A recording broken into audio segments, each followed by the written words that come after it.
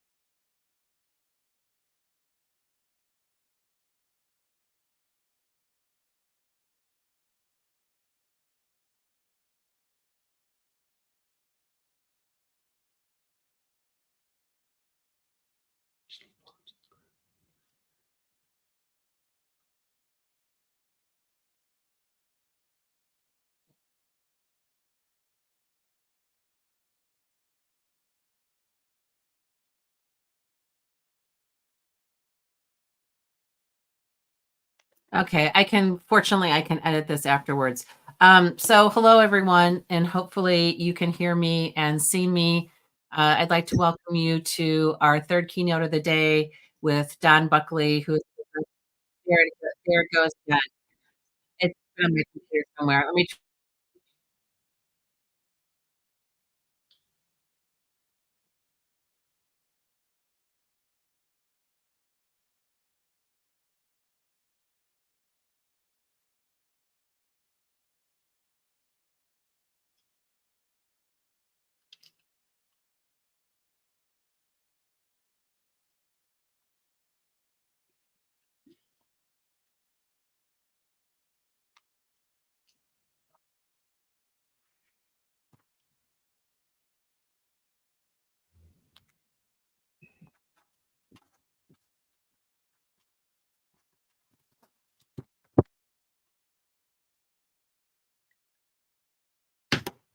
I figured it out.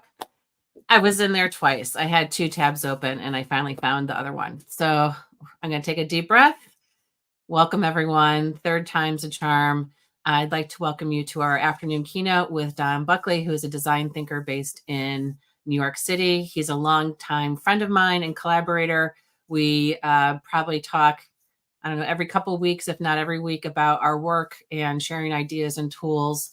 And he's a great thought partner. And everybody who knows Don in the independent school world, particularly knows of his reputation and enjoy knowing Don. His formal biography, I'll let him tell you his story, so I'm not going to bore you with that.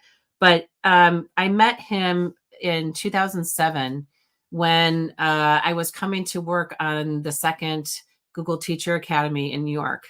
And a friend of mine, Pam Livingston, had written a book on one-to-one, and she said, you need to meet Don Buckley at the School of Columbia. And so I emailed Don, and he's like, sure, come on by. And I went to visit his school, and we've been friends ever since, along with two of his colleagues at the time, Andrew Gardner and Karen Blumberg. And I love how these three people think. And I've looked at them as my brain trust over the past few years. And, I think we all share a common love of innovation and education. And I learn so much from them all the time. So I'm going to turn this over to you, Don, because you're going to tell your story, and we're looking forward to hearing your journey. Great. Thanks, Lucy, for the welcome. I appreciate it.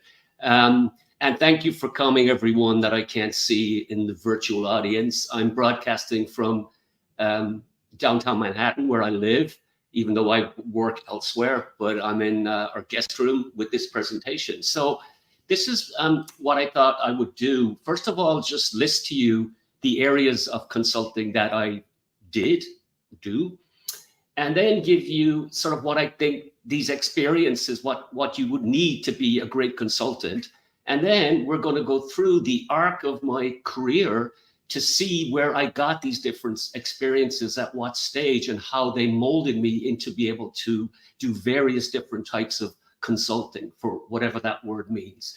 Let me start by saying I've consulted in areas. I guess the very first one was science lab design. I've also consulted in school space design and as well as program design. And I'll go into these in detail when we look through what I've done. And of course, I've done a lot of curriculum design. And when I do curriculum design, which I've done in entrepreneurship, in science and in tech, I always try to co-design. So find a partner within the school and co-design with them, because when you co-design, it's much easier to launch something like that. I've done hundreds and hundreds of workshops in schools and all over the world in design thinking. So that was a big part of my consulting. And then I've also been a visiting scholar here in the US at Scarsdale Public High School, but also with the US State Department, who brought me to Korea to work with entrepreneurs, 10th graders, librarians, educators, parents. And we'll hear a little bit more about that. But really, to be a consultant, I think you need diverse experience, which is what you will see when we go through the arc of my career. A consultant must always love to learn, because you are always learning. And sort of something I learned early on in consulting is that when you have a client, be it a school or a district or a department, really listen to them and bring them where they want to go, not where you want to go. I've made this mistake, because you want the best. You think this is where it should be, but they're just not there. So it must be where they want to go. Don't let anyone convince you that you can DT, design think, a whole school. It's impossible. Okay, I've wasted many, many days and weeks on this. You could do it in small subsets, not the whole thing. Always ask for a subset. And one great piece of advice that I would give you is do not take a job if your gut tells you not to. And I do this often with close colleagues or with people I've worked with. I tell them this job, and they will always say, Don, do you need the money? Do you ever? But my thing is, if you feel something's off, and you usually can, and that's the thing, a consultant needs to be able to read people, do not do that job.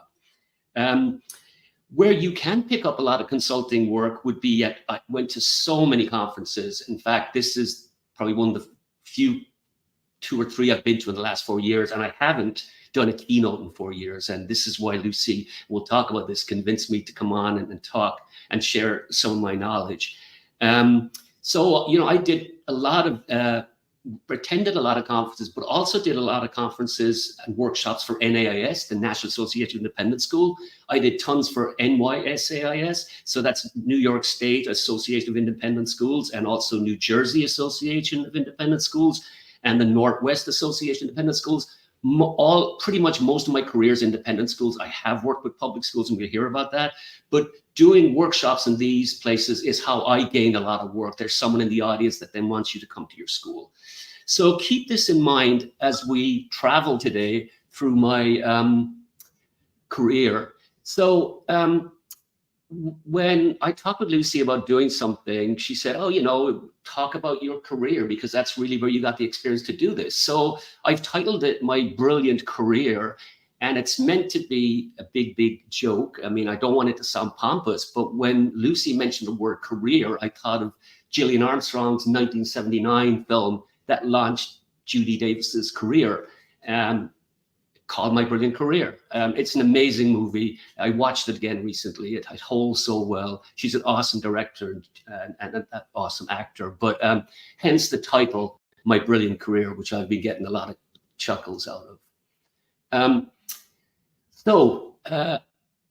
don't know if any of you out there follow this guy, dude with a sign. He's a guy who stands in random places in New York and holds up a sign that it's the most puerile humor, and you can see what this guy is saying. I caught this recently. What do consultants do anyway?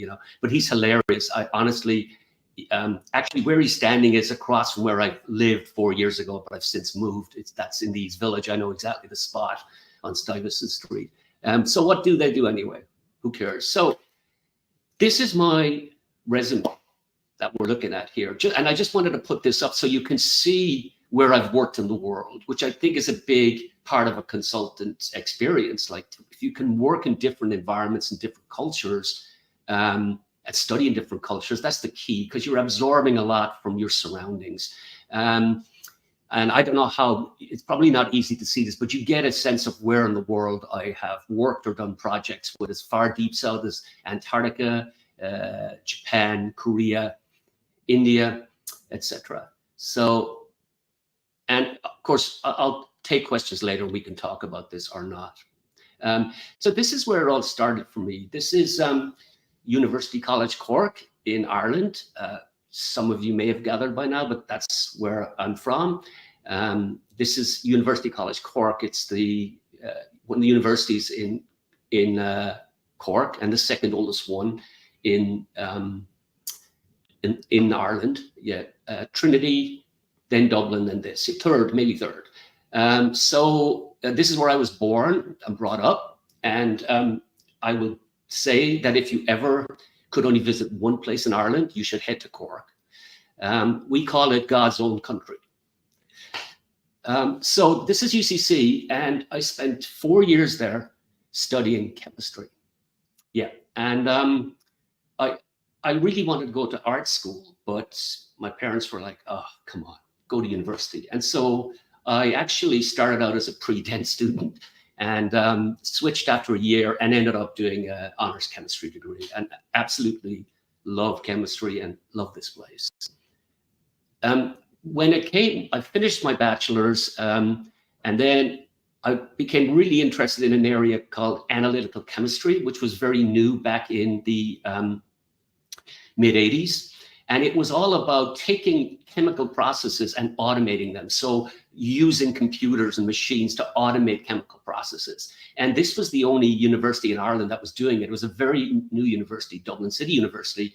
So I headed off to Dublin to do a master's in this very new area of chemistry. And already this is where, you know, I've always had an entrepreneurial spirit, and I won't go into all the businesses I've had, but like I was just curious about this new area of chemistry, and did my master's, graduated for it, and took a job as a drug designer. I worked in the pharmaceutical industry, and in the pharmaceutical industry, we design drugs.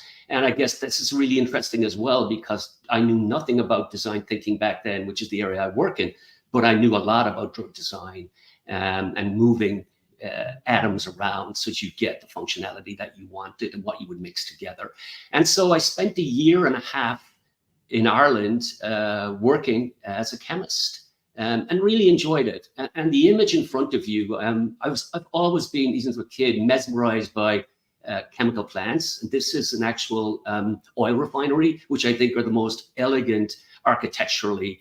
And we'll see that plays out, how I've worked a lot with architecture. But I would just stare at these plants in Ireland. And, you know, this is one, I believe in Ringaskiddy, County Cork. Maybe not, I might be making that up. But yeah, so what happened then was I was working in the pharmaceutical industry, but I was also really interested in photography. I mentioned wanting to go to art school. So I was seriously taking pictures, and I built a darkroom with a friend of mine in his garden, and we would shoot every Sunday and then go into the darkroom and print, all black and white. And this was back in the non-digital days. So, and you can see here, I was approaching, I love photography, but I approached it as a chemist. So I love the processing and developing and the printing. Yeah, I was really into it.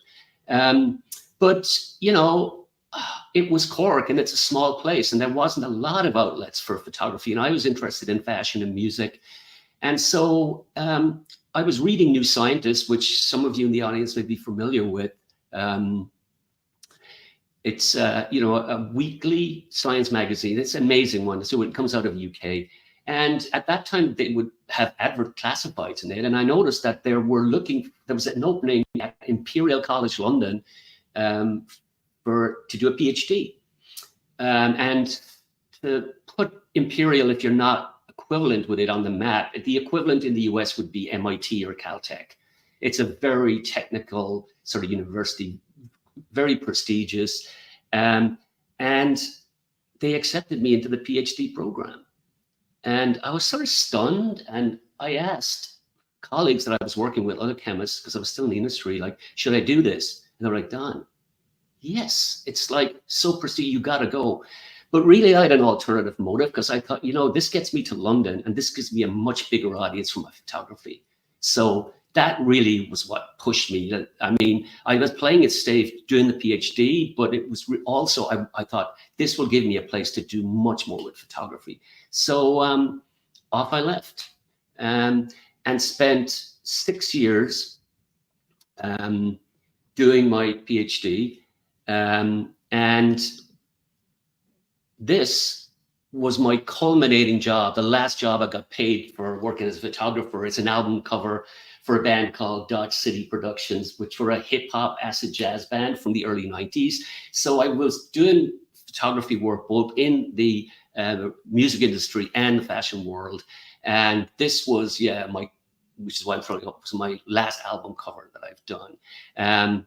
So that ended pretty well, except I never wrote up the last chapter of my PhD. So I don't have a PhD, I have a PhD ADD. But that's it. It was 6 years of amazing experience at Imperial and working as a photographer in London. Absolutely loved it. But this place called.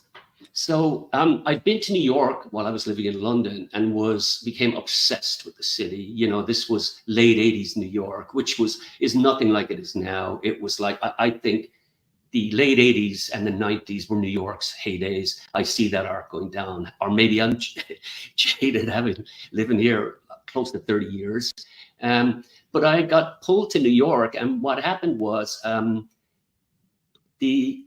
this school up in Central Park West, the Anglo-American International School, which is now the Dwight School. And ironically, Lucy and I ended up working with them for a year. I think about 2015, maybe Lucy, 2016, something like that. But they brought me over to New York to teach IB chemistry, International Baccalaureate Chemistry. And the reason they could do that is that that's sort of a niche area where a lot of people couldn't teach. And they were able to get visas to bring people over from Europe to teach this world curriculum. And so they brought me over to New York to teach IB chemistry. And of course, to me, like, oh, now I could maybe do photography in New York, but of course that became really, really tricky and I never really progressed with it. So I stayed here for a year and loved it. Great school, great colleagues, but I moved across the park because I saw an advert for a head of science, but also this school wanted to design and build new science labs.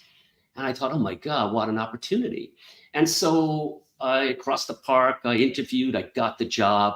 I worked for a year with Sam White, who's a big deal architect in New York. If you look him up, his great-grandfather was Stanford White, who built a lot of iconic buildings. It's a tradition in their families. But I was watching The Gilded Age recently. I don't know if any of you've seen it, and Stanford White comes up in the first 2 episodes. But anyway, serendipitous. And so I worked with Sam and his colleagues for a year. And initially, when they started the project, this is Marymount School in New York, they wanted to build 2 science labs for their upper middle school. And I said to them, I think you should build 3 labs.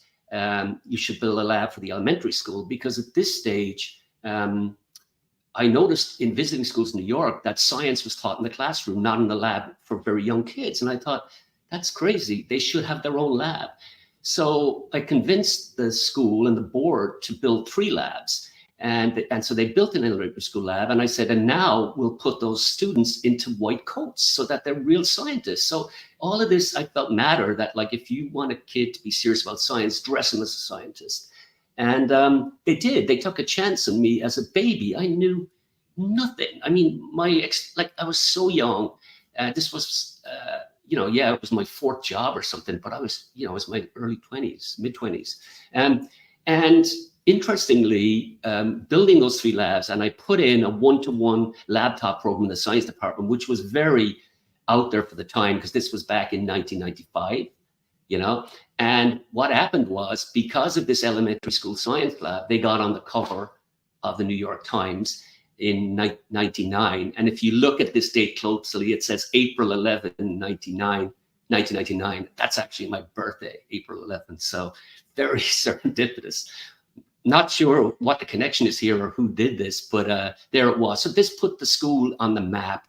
They became known as it's an all-girls school on the Upper East Side, across the Metropolitan Museum, and put them on the map for science and tech, which was a big need at this time for women in science.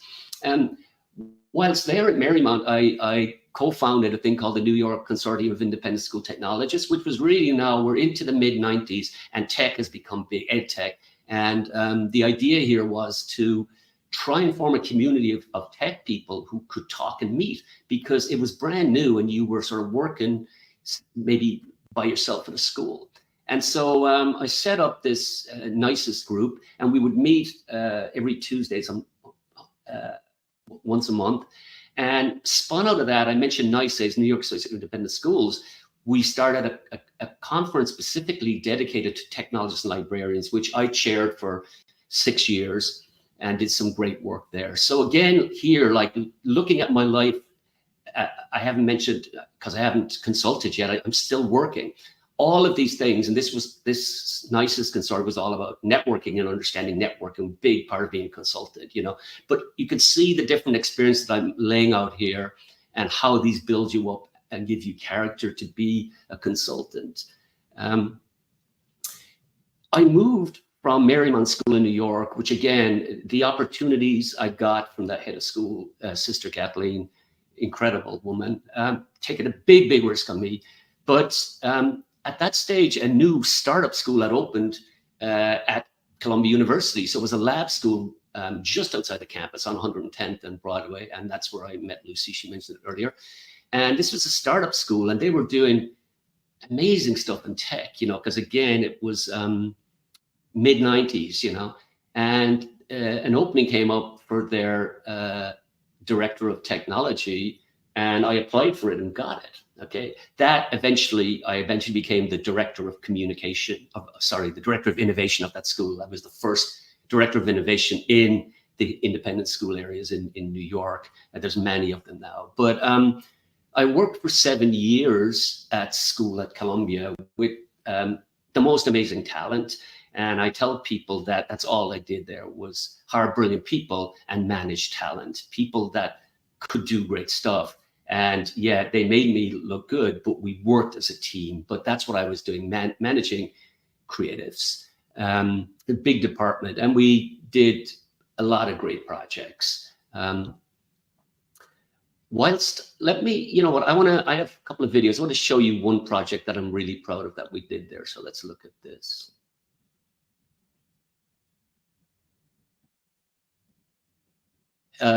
Lucy, do you see that video? Because I don't, that I thought I put up.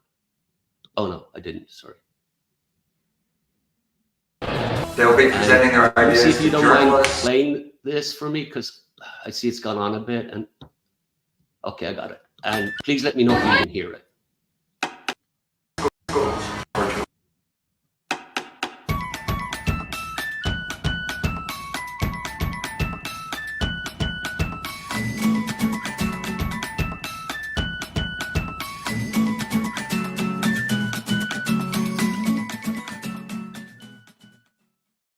The International Contemporary Furniture Fair opens tomorrow, and we have one day to put the final touches on the stand for tools at school.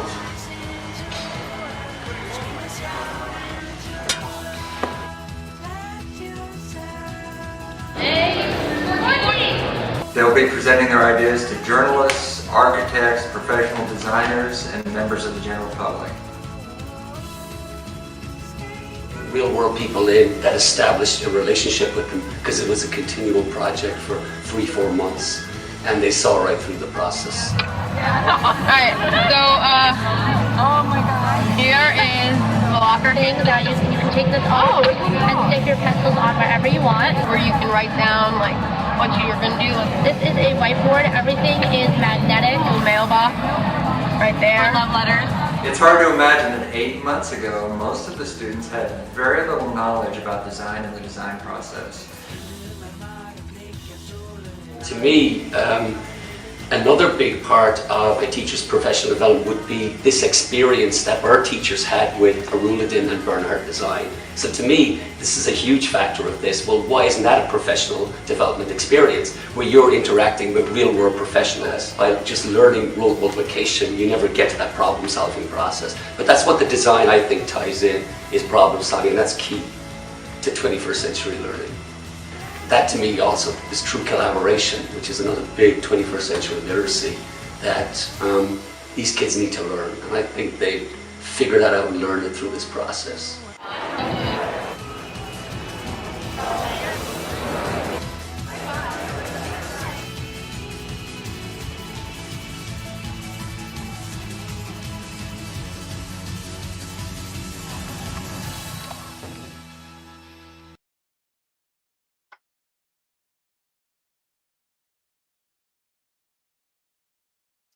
Okay, so that project was called Tools at Schools. It was you could see the partnerships. It was Aruladin, a design and branding agency, which I've done a lot more work we'll hear about, and Bernhard Design. And we basically had 44 8th graders and about 10 teachers to redesign the desk, chair, and locker.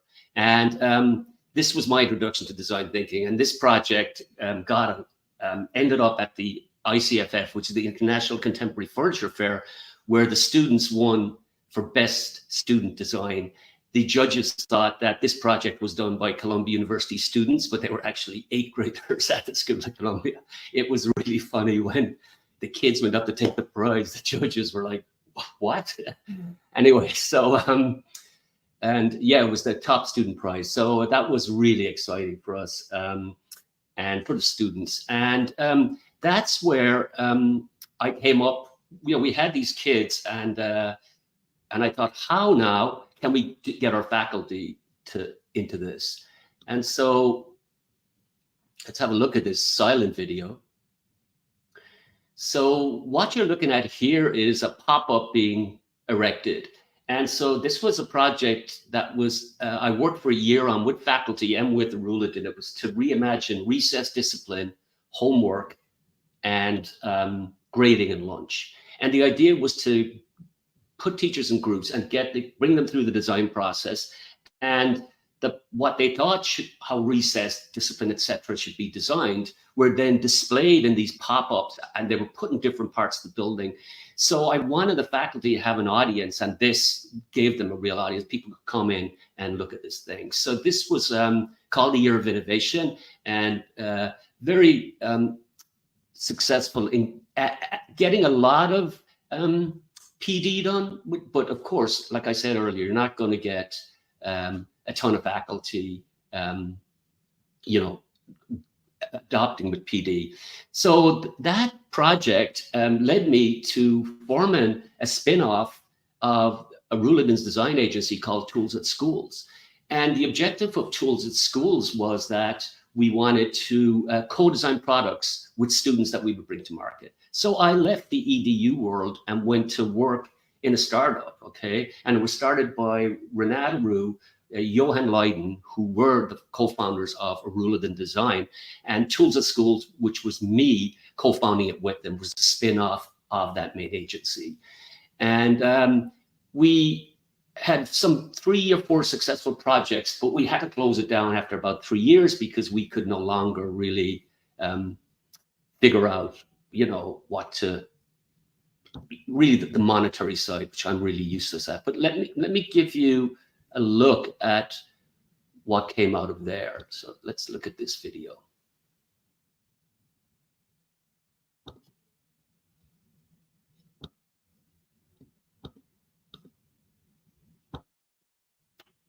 Come on, there we go. Here we go. We're asking ourselves, what are we doing that we're not doing right every day? We're asking the students to ask the same questions, and they're helping us in this reinvention. We've been in business for over 30 years, and we do a very good job, and we've got a lot of great products. But you are always trying to push yourself to figure out what's new, what's better, what's different. And it's just so valuable to be able to participate in something where we're getting those insights. This project involves math, it involves science, it involves design, it involves writing, it involves speaking.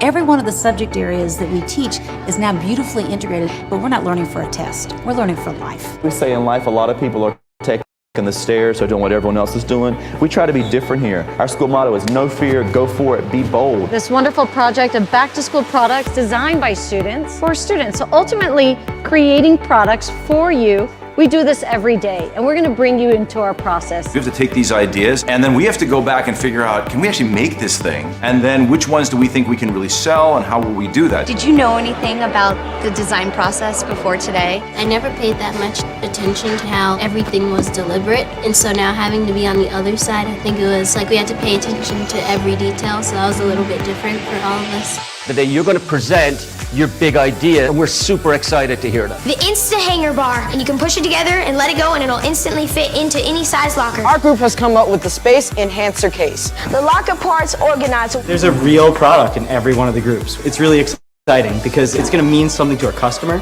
and it's going to mean something to our company. But today we bring to you something brand new with colors that are fun. We put it all in one. This has been an amazing journey together with you. As designers, we have to go through this process, defining, researching, ideating, prototyping, and we are here today to share the evolution of your ideas. And now introducing The Transformer. Yeah. The portable desk. Pac-Man. The products we make at Staples, how do we make sure we have some really innovative products that really meet a need? And I think what we got here was very clear insights from kids about what really was useful to them. And then what the team did together is bring the design to really solve that. And that's really the essence of what we're trying to do.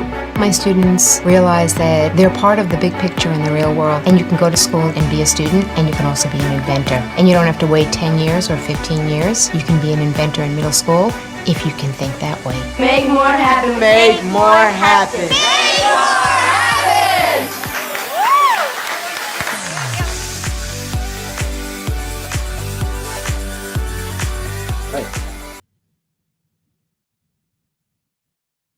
So, yeah, so you can see there all of these kids bringing this stuff to prototype, and then we would take it into the studio and work it up for real. Schools can bring stuff to prototype. It's very hard for the next step. That's where you need a partner in the design agency, and then the whole manufacturing piece, because that gets really complicated.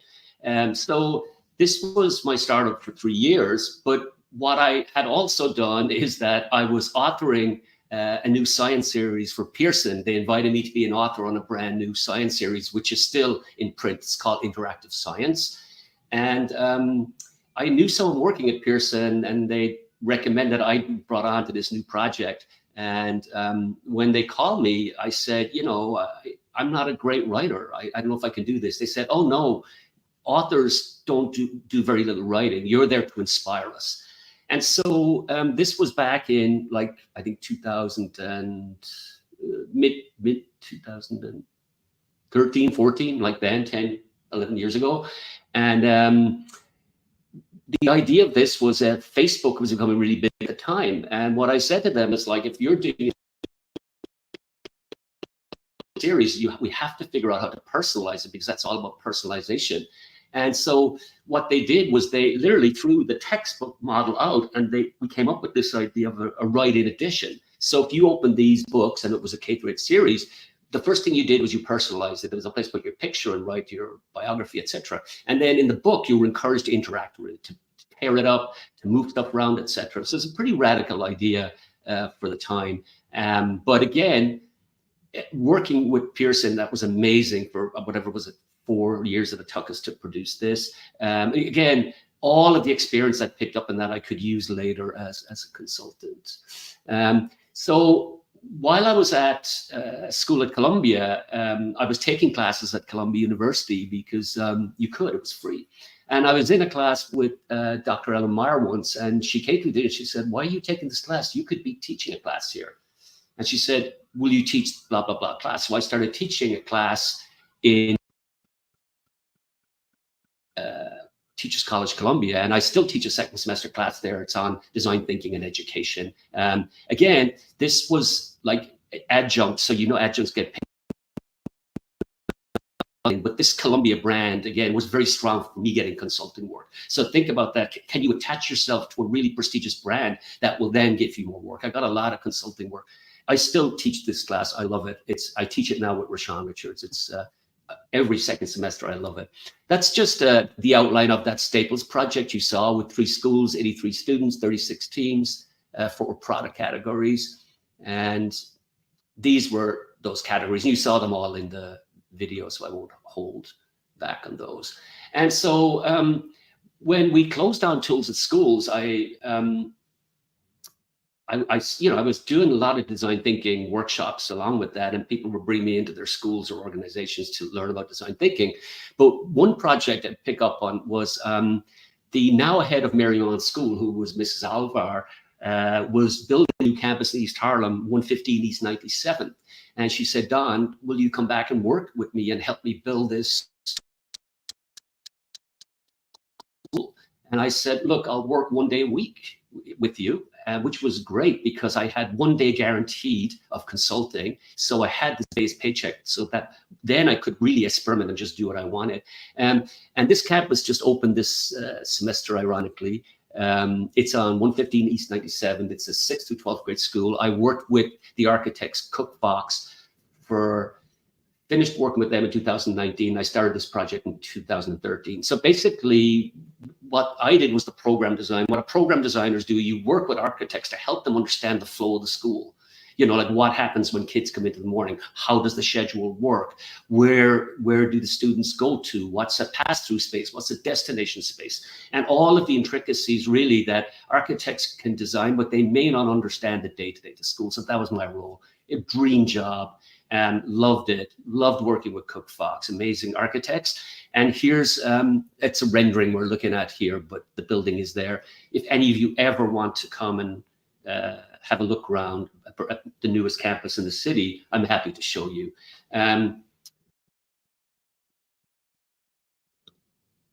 Something else that helped my consulting career was that I was a mentor for Startup Weekend. I don't know if some of you remember this, would be where it was run by Techstars, which is an accelerator, incubator in everywhere.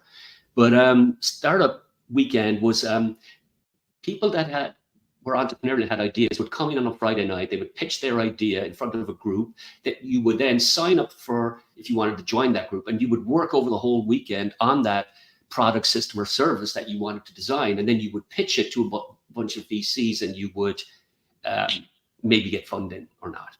And so I was a coach on that, and I ran mini workshops on ideation or how do you define a problem session, but basically doing mini workshops around the design thinking process. This was great experience for me. I met so many people in the startup world, budding entrepreneurs, and really expanded my network. And again, doing this, when you put yourself in these arenas, it can expose you to getting more work as a consultant. So again, you can see it's the diversity of stuff that you have to do to be a consultant and put yourself in places. And one other job that was an interesting one that I did was I worked with Lisa Yokana, a genius design thinker who has retired from Scarsdale High School. And she hired me as a visiting scholar to come in and co-design an entrepreneurship elective with her.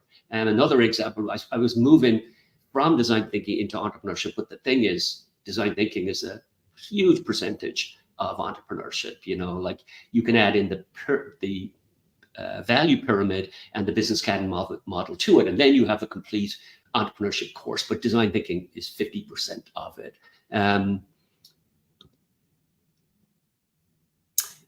This was another failed company I had. It was called the Design Deck, or Rewind, Reset, Forward. And this was with, you can see my 2 co-collaborators here, Paul and Mara, who's now ahead of one of the high-tech high schools, the elementary ones in San Diego, and Daniele, whom I met out of Ruladin. He's an incredible graphic designer, unbelievable designer. And we worked on this thing called the Rewind, Reset, Forward. And then Paula came to me once and said, I have this idea about designing a that will help educators redesign their room in 2 hours. she said, and you are a great design thinker. Everyone knows you or whatever. So will you come on the project with me? And I said, yeah, let's do it. So we did. We did start it. And I said, well, we need a real graphic designer. I'm not a graphic designer. And we pulled Danielle in, and I said to him, look, we'll pay the costs of whatever this is. And then if you don't have to pay any cost, but will you give us your services for free? And then when we launch the product, we start to sell it, we'll be able to pay you. And he agreed to come on because he just took it as a pet project. And I'd worked with Daniela on education projects when he was at Ruladen. He had worked on Staples ones and stuff like that. So he really liked working in EDU as well. And so this just didn't take. Teachers didn't like it. They didn't want to design their classroom in 2 hours. So never really went anywhere. I pull it out every often in my entrepreneurship class, and I show the kids of a failed idea and why do we think that is. But again, all the experience I was learning from this process, again, was used in my consulting world. The other thing that I've been continually doing that has helped me with my consulting is I've taken hundreds of classes at the D School, like so many. And it's always invigorating and you meet people. And so again, something to think about doing, are you constantly taking classes somewhere? And now it's so easy online, which might help your consulting. And we're almost at the arc of my career journey. And where have I ended up? I've ended up back in the classroom. I teach a semester class, like I said, in design thinking education at second semester at Teachers College Columbia. And at the school that I did the program design, I am teaching entrepreneurship, design thinking, and here's my innovation hub where I work out of. Design, I'm thinking entrepreneurship, design thinking, and I'm really happy to say that next year I'm launching a new product engineering design. And it's sort of, we do design thinking, but then let's try and learn more about product engineering. So I'm excited to plan and design for that class. So that sort of ends the journey of my career in and you can see in various different areas. So I hope we do have time for questions. And as I say, ask me anything. Thanks, Lucy. Yeah, I love this story. And there are things I learned about you that I didn't know before, like you designed an album cover. That was news to me. I think the other piece that you need to know about Don too is that he's a world traveler and a global citizen. So he and his wife travel all over. They've been to North Korea, which always amazed me. And so I think the synthesis of art and travel and the context in which you've lived have influenced your journey. And I think there's, I'm thinking specifically about New York independent schools pre-pandemic. There was a lot of, friendly competition between technology people. There were, the nicest group, or would always, in baby nicest, as they call the elementary group, would meet and at different schools and see what each other were doing. And so that also, I think, inspired people in that world to innovate. And then the other thing that I was thinking about too was learning voyages. So do you want to talk a little bit about how you've incorporated learning voyages into how we did it maybe at Dwight and how you do it with your Columbia students? Yes, so the idea of the voyage is that you take your students somewhere else and immerse them in that space so they can actually empathize with it. When I first pitched this class, when Columbia asked me to teach this class, I went back and I said, look, you want me to teach 15 2-hour classes. How about this? It'll be in 15 different locations. And they said, are you crazy? But that's where the voyage idea came from. I felt I wanted to take them outside of the campus and have real world experiences. So like we go to Steelcase, which is a furniture, you guys might know that the company Steelcase makes school furniture and many other types of furniture. We go there and they immerse themselves in what's in the showrooms, and then they come back and they design a classroom for multimodal learning. Okay, we go to maybe the TED Studio and see what happens in TED. I take them to a startup school. They see what happens there. And the voyages, I change all the time, but I think they're an incredible experience. You know, traditionally you might call them school tours. I brought my design thinking class, and then it went like wildfire to the Cooper Design Museum to do a voyage on a woman called Ez Devlin. I don't know if anyone knows of her in the audience. I had never heard of her. I went up to the exhibition, and I was familiar with all the work. She's a set designer. She's designed like Miley Cyrus concerts and U2 concerts, and it was incredible exhibition. I thought it was so good. I got to get the kids over. The design thinking students came over. They were blown away. They were like, oh my. They went back, told the others, we had to bring the engineering class, we had to bring the atmospheric science class, that we had to bring. It went like wildfire. And then they said, oh, this was like the best experience of the whole year. So what's come out of that is that next year we're going to design an Ez Devlin room in the school, because it was all through her studio. So they're going to take what her studio is like. Just briefly, the exhibition was amazing. You came into her studio and you couldn't touch anything. And they had a very short projection about her and a little bit about her. Then the walls opened and you went in and you looked at all of her 2D, 3D work and how she came about to be, you know, on the Miley Cyrus, why that looked the way it did. She did a Super Bowl as well, which is an amazing one. And then you go through and it's like a storage room. It's because her stuff moves. So you see all the crates. And then you finally go into her studio that you can rip apart. You can sit down and do anything you want. And so that's, yeah, it was incredible. And that's what we're going to build next year. That's one of the kids wants to do it. They're taking this on as a project. That's a voyage. Does that make sense? You're muted. Of course, I'm muted. It's experiential learning. You know, that's what it is. And you know, how can you build that into every learning experience? The other thing that you and I have talked a lot about are how you now prefer, and I could be wrong on this, maybe you've changed your mind, how you prefer to work with students more than adults these days. Tell us the thinking behind that. Yeah, I mean, I think, and I say this to people, and it's sort of tongue in cheek, but it's sort of true. It's that, like, I never want to work with an adult for the rest of my life. I want to work with students, and people then will say, but your graduate students are adults. I'm like, yeah, but they're students. And I think it was that I saw such a change in people's mindset with the pandemic. They became so inside looking, so insular, and so even so rigid and basic that I felt all of the creativity was just whipped out of them. And to affect change is even now, I feel, more difficult than it was 4 years ago before the pandemic, you know? And I see very little, like, I see just not as much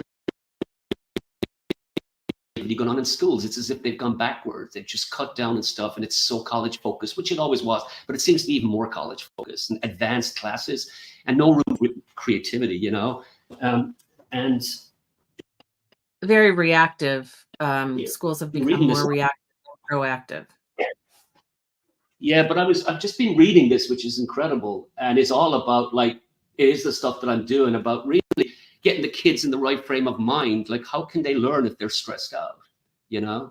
I think that ties into Nicole Tucker-Smith's keynote this morning. And it's, instead of blaming students for not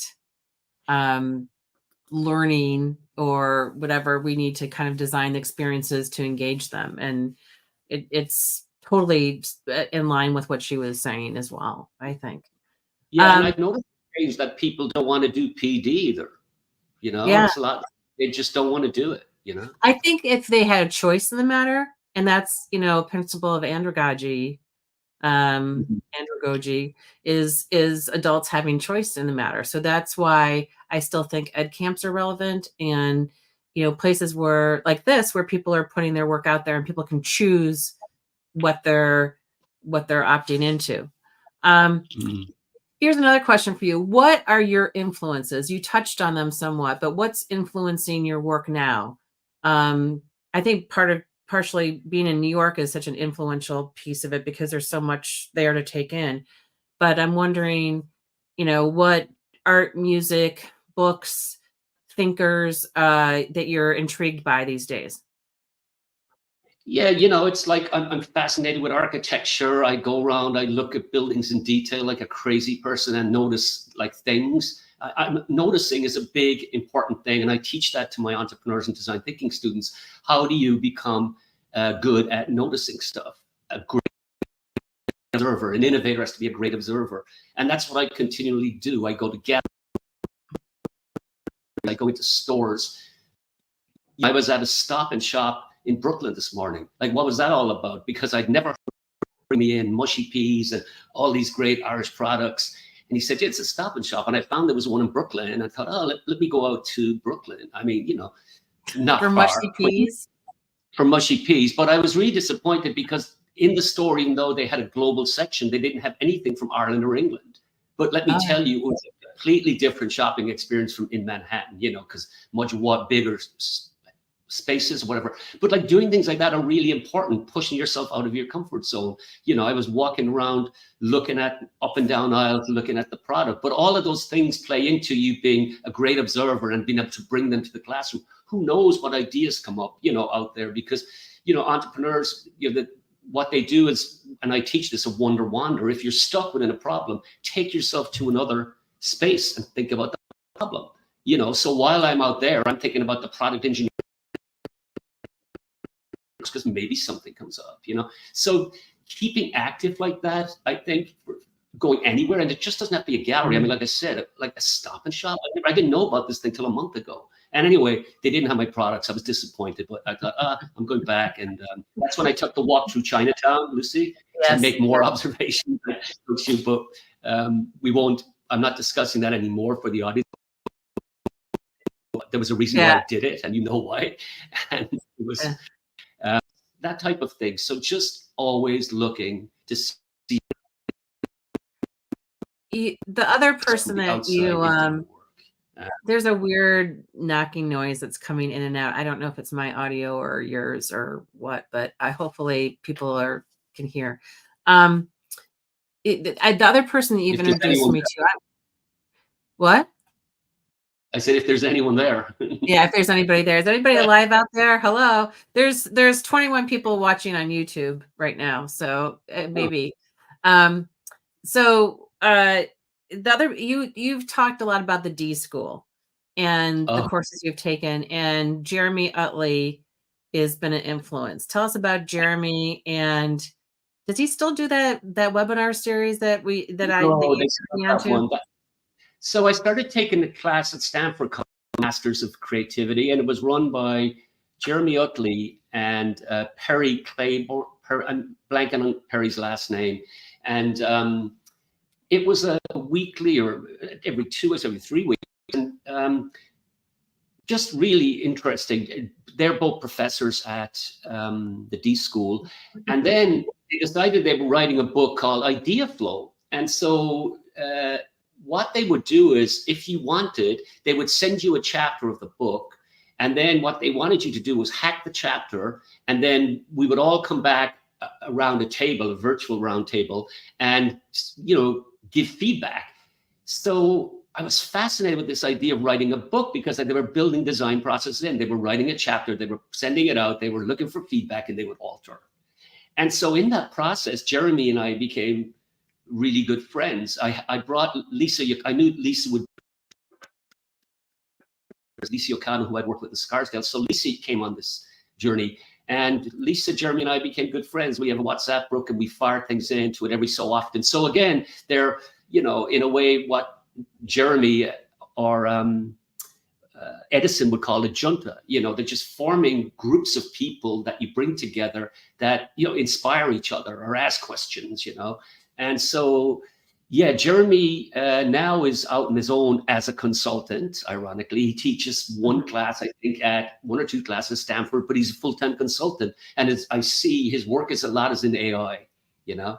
And so, yeah, but if you look at any of the past Masters of Creativities, they're absolutely awesome classes, highly stimulating. And yeah, I mean, the D School is one of my favorite places. I mean, it's one of the best PDs I've ever done. You know, it's just a great place. And you've taken courses there that are not necessarily education specific. They're not part of the education part of the D School. You've just taken them.